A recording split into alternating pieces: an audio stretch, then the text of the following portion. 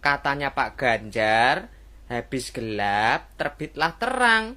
Ya, ngimpi dah sampai nih Pak Ganjar. Ada jelas jabang bayi.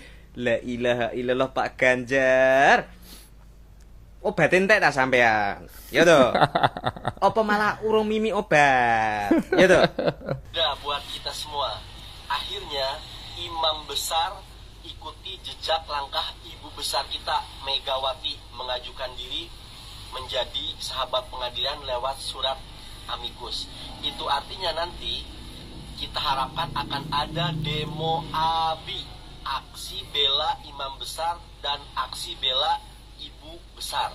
Jadi nanti Ibu Megawati dan Rizik Syihab akan bergandengan tangan dalam acara demo tersebut. Dan buat kalian anak-anak jenderal, silahkan nangis berjamaah menghadapi kami, anak-anak onta dan anak-anak banteng. Anak-anak Kenapa onta. dengan amikus kurainya si Ibu Megawati? Karena nggak yakin. Karena Iya, Ibu kayaknya. Megawati di situ statusnya orang yang punya kepentingan.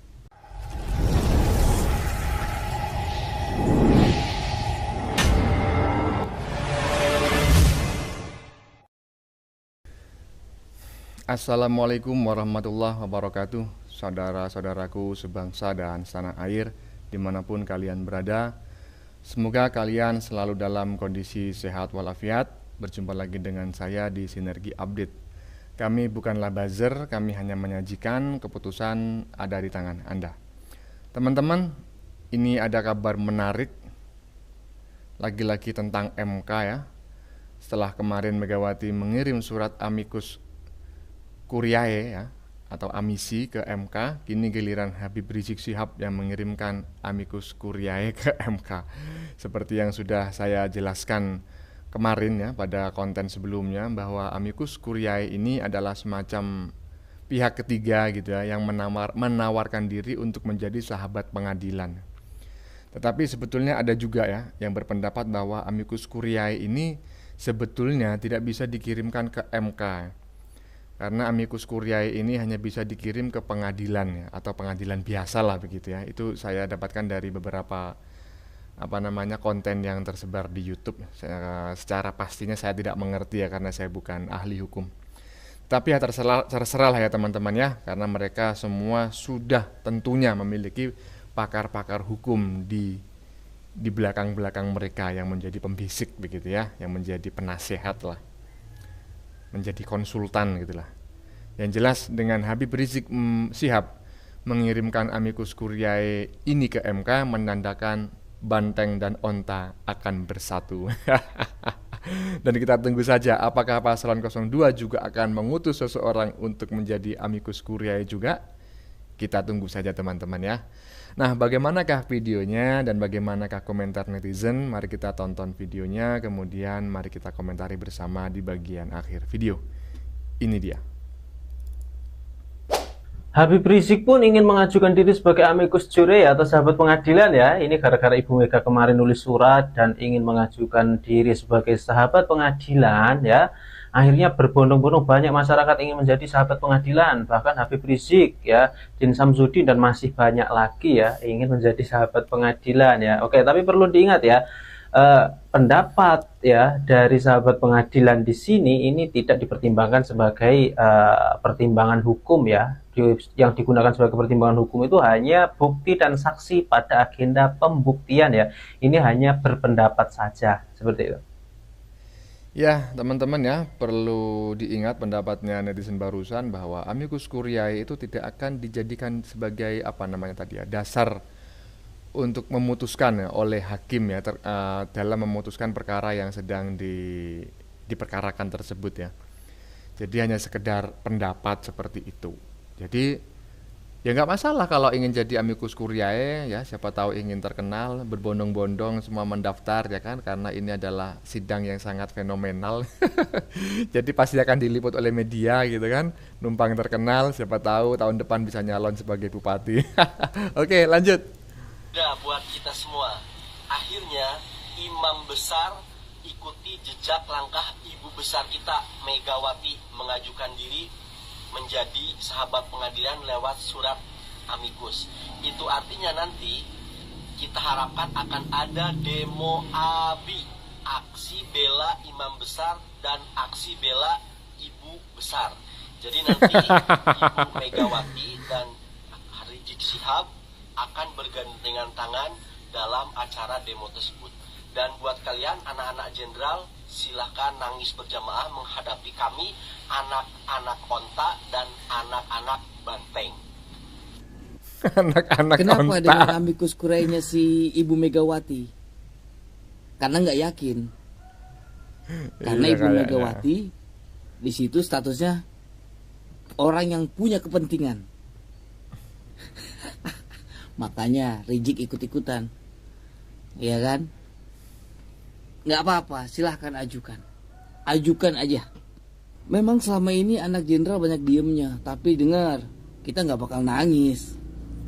Nggak bakal nangis karena udah yakin putusan pengadilan itu adalah putusan yang resmi nanti memenangkan Bapak Prabowo dan Gibran.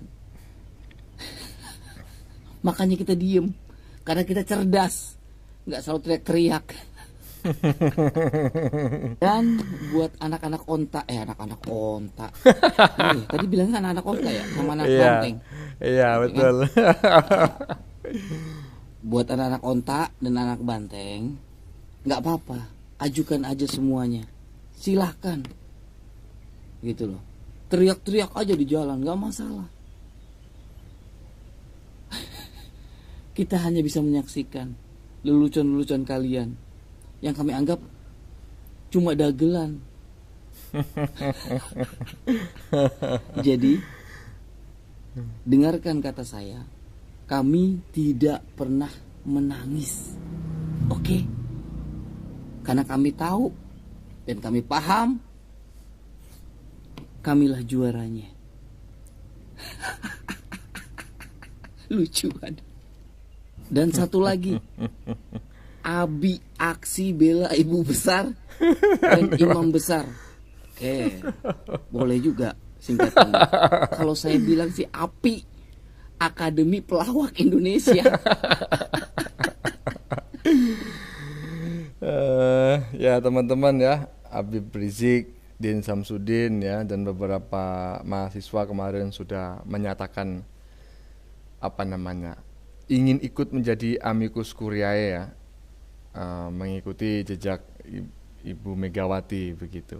Dan menurut netizen barusan, kenapa Habib Rizik dan Din Samsudin itu ibaratnya itu ingin juga mengikuti jejak Megawati, yakni mengajukan amicus curiae ke MK, karena ya Ibu Megawati ini sebetulnya tidak bisa mengajukan amicus curiae karena dia sebagai orang yang berperkara ya, walaupun yang mengajukan permohonan ini paslon 03 tidak atas nama dirinya, tetapi kan dia ketua umum ya. Pengusung paslon 03. Oke, lanjut. Ya, selamat malam bagi para penanti keputusan Mahkamah Konstitusi di tanggal 22 tahun 2024 April ini, terkhusus kepada isu yang sekarang sedang banyak dibicarakan tentang amicus curiae atau sahabat pengadilan. Bu Megawati sebagai mantan atau presiden yang pernah menjabat sebagai Presiden Republik Indonesia juga mengirimkan amicus curiae untuk mendukung Hakim Yang Mulia Mahkamah Konstitusi mengabulkan atau memberikan sebuah keberanian kepada Yang Mulia Hakim untuk memutuskan keputusannya sesuai dengan apa yang mereka rasakan itu benar, yaitu permohonan 03 tentunya. Lalu ada juga beberapa kaum intelektual yang jelas kita tahu berafiliasi ke salah satu paslon, apakah itu 01 ataupun itu 03. Sudah banyak yang menguraikan amicus curiae-nya, mulai dari mantan presiden, mahasiswa, dan kaum-kaum intelektual. Yang belum kita lihat adalah amicus curiae dari pendukung 03. Sebenarnya amicus curiae adalah sebuah tindakan yang 02 mulia maksudnya Bang. untuk mendukung penegakan hukum, tapi bukan berdasarkan keinginan pribadi kita atau keinginan kelompok kita, tapi lebih mengarah kepada mendukung seorang pengadil untuk mengambil keputusan seadil-adilnya tanpa berafiliasi kepada salah satu paslon. Tapi yang terjadi kali ini adalah amicus curiae yang dikirimkan oleh beberapa kaum justru mengarah kepada pembatalan hasil pemilu, yang mana itu adalah permohonan dari 01 dan 03. Apakah legal permohonan itu? Apakah bentuk daripada amicus curiae seperti itu? Seperti yang dibacakan oleh kelompok mahasiswa yang jelas-jelas menyatakan meminta merekomendasikan Mahkamah Konstitusi melalui hakimnya untuk menolak hasil pemilu dan mengulang pemilu pemungutan suara. Tentu ini amicus curiae saya rasa adalah sebuah tindakan yang menyalahgunakan amicus curiae tersebut. Dengan demikian saya pikir akan ada amicus curiae yang dihadirkan dari pendukung-pendukung 02. Jika terjadi ini, maka saya agak ragu dengan gejolak politik setelah amicus curiae dari pendukung 01 dan 03 masuk ke Mahkamah Konstitusi. Saya pikir pendukung 02 juga sudah memikirkan amicus curiae untuk mendukung putusan MK mengarah kepada putusan atau penolakan 01 dan 03. Inilah yang kita takutkan, saling bongkar, saling membuat aksi yang ujung-ujungnya merugikan rakyat. Seperti yang sudah menyebar isu bahwa aksi dari 01 atau 03 bekerja sama untuk mengadakan aksi damai pada tanggal 15, 19 dan tanggal 22 di Mahkamah Konstitusi. Ini juga saya kira akan mendapat respon dari pendukung yang 58% memilih Prabowo Gibran. Moga-moga pendukung 02 yang begitu banyak tidak terprovokasi dari aksi-aksi yang mereka lakukan. Saya sedikit menganalisis tentang aksi ini. Kalau saya berpandangan, sebaiknya pendukung 02 tidak perlu merespon aksi ini. Karena jujur saja, yang mereka inginkan bukan lagi tentang perdamaian, perkembangan, kemajuan negara Indonesia ini. Tapi kali ini saya justru menilai mereka sudah sedemikian rupa didoktrin, di-briefing untuk memantik emosi daripada pendukung 02. Dengan demikian akan terjadi chaos, saling hantam antara pendukung yang mengakibatkan demo besar-besaran, bentrok besar-besaran di berbagai daerah. Dengan demikian, para pendukung atau otak daripada aksi damai ini akan membuat sebuah framing bahwa chaosnya terjadinya bentrok di Indonesia itu adalah sebuah aksi penolakan untuk kemenangan 02. Sehingga akan terjadi pikiran atau mindset publik bahwa 02 tidak sah, yang mengakibatkan dan memaksa 02 menjadi batal demi keamanan negara.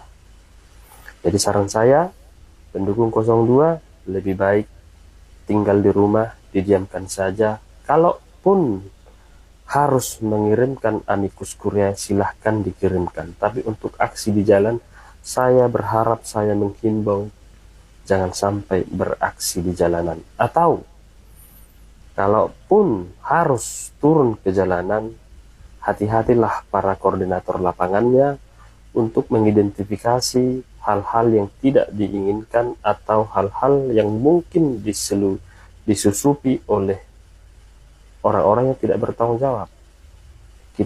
Saya tidak menuduh dari 01 atau 03. Pasti ada yang menginginkan Indonesia ini berantakan.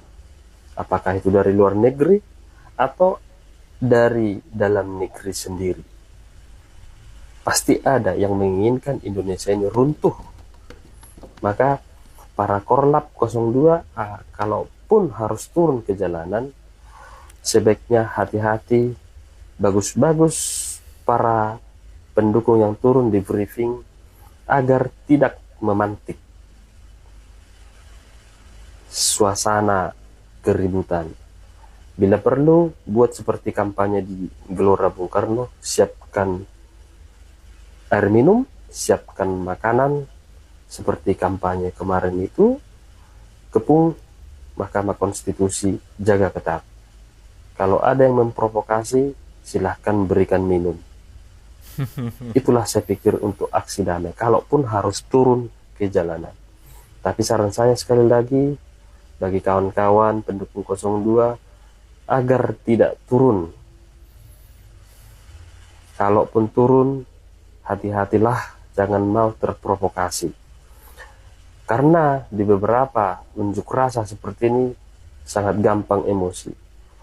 Aqua kecil atau air mineral kecil dilemparkan ke atas, lalu kena kepala seseorang, itu akan memantik keributan yang sangat bahaya. Jadi saran saya, tahan emosi, sebaiknya jangan turun ke jalanan. Kalaupun harus turun ke jalanan, hati-hatilah, jangan terpancing emosi.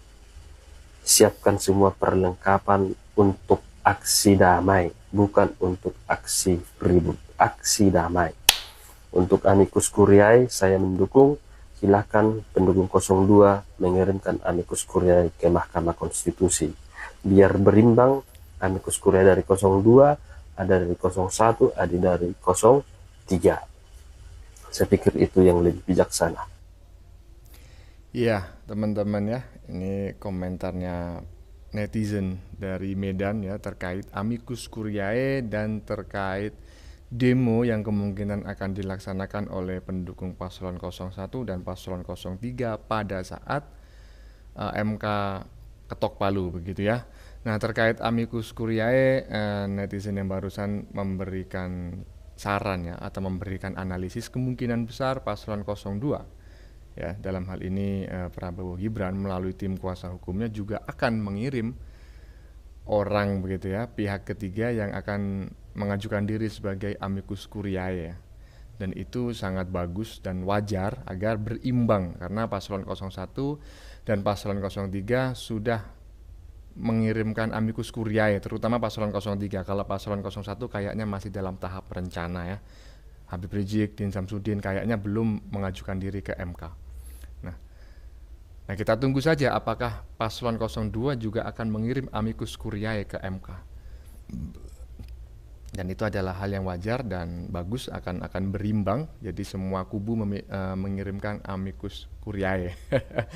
Nah, terkait demo yang akan dilaksanakan di depan gedung MK, nah netizen barusan memberikan saran agar paslon 02 bisa menahan diri. Kalau memang bisa atau menganggap tidak perlu turun ke jalan, ya udah nggak usah turun gitu ya, di rumah saja, daripada jika turun malah terjadi kerusuhan dan itu berakibat yang tidak baik, karena pasti banyak pihak-pihak yang menginginkan Indonesia ini hancur gitu ya, yang sesuatu yang damai ini gimana caranya bisa rusuh dan lain sebagainya. Pasti ada pihak-pihak yang ingin hal itu terjadi.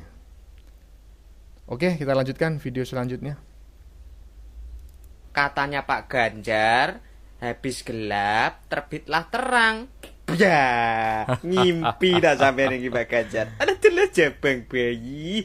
La ilaha illallah Pak Ganjar. Obatin teh tak sampean. Ya toh. Apa malah urung mimi obat? Ya toh. Gendang tangi. Nek menawa sampean iki turu deh miring ngiler ada dile jabang bayi Pak Ganjar, Pak Ganjar. Lah wong wis mari posoan. Mari riyoyoan. Ya toh. Ki urung sadar-sadar lho sampean iki.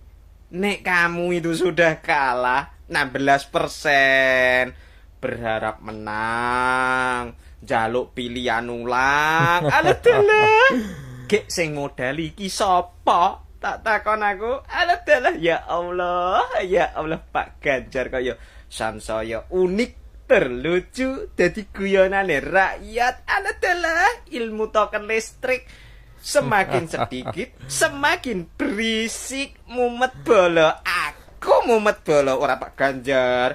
Pak Ganjar ngono ora duwe mumet, masih terus berharap sampai harapan itu menjadi palsu. Nangis bolo. Piye Pak Ganjar?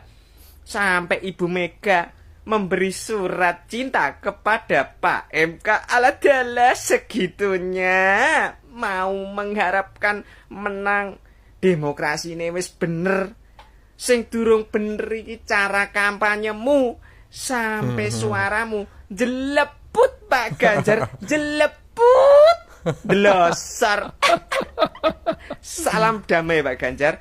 Minal aidin wal faizin. Mohon maaf lahir dan batin. Tetap semangat berjuang sampai titik darah penghabisan. Kamu tetap jeleput 16%. Ya teman-teman, ini adalah Jabang Bayi ya nama akunnya. Sudah kita simak bersama komentarnya ya. Jeleput. Habis gelap terbitlah terang katanya tadi. Dan dia menyindir-nyindir ya. Apa obatnya sudah habis Pak? Apa belum mimi obat katanya. Oke sudah teman-teman ya. Kita lanjut ke video selanjutnya. Ini dia. Tak mau kalah pendukung Prabowo Gibran turun ke jalan untuk jadi amicus curiae membela Prabowo Gibran juga. Ini yang gue bilang teman-teman ya. Kan waktu itu sempat banyak statement dan gue juga buat VT-nya katanya kalau misalkan ini dari tim Anies ya. Tim Anies bilang kalau misalkan MK tetap memenangkan atau mengesahkan hasil pemilu 2024 akan berbahaya bagi bangsa. Apalagi kalau misalkan kemenangan ini dianulir. 58% bro. Jadi kita jangan ngomong soal masalah karena masing-masing pihak pasti punya pendukungnya gitu. Sekarang apapun hasil MK ya harus dihormatin karena semuanya sudah melalui proses dan koridor yang benar gitu. Jangan sampai putusan MK keluar masih nggak terima, kalau gitu nggak ada habisnya. Ya ingat Pak, nanti di akhirat ya itu nggak ada tawar-menawar dan tidak ada kasasi-kasasian. Ngomongkan akhirat ya teman-teman ya.